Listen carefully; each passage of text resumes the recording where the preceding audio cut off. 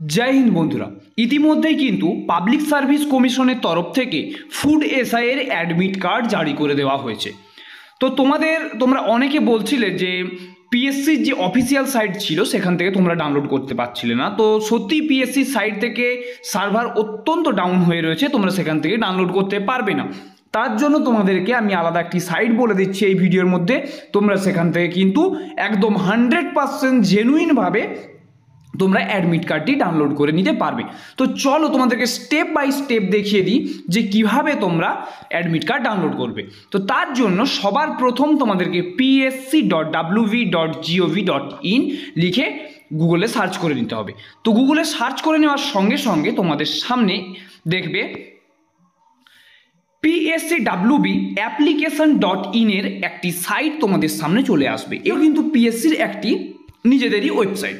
তো এখানে ক্লিক করে দেওয়ার সঙ্গে সঙ্গে তোমাদের সামনে নতুন একটি উইন্ডো ওপেন হবে এবং দেখো তোমরা লেফট হ্যান্ড সাইডে লাইভ অ্যাপ্লিকেশন লিঙ্কস বলে তোমরা সেখানে দেখতে পাবে। সেখানে ক্লিক হেয়ার করে দেওয়ার সঙ্গে সঙ্গে তোমাদের সামনে নতুন একটি পেজ, পিএসসি যেটা অফিসিয়াল পেজ, সেটি কিন্তু খুলে যাবে।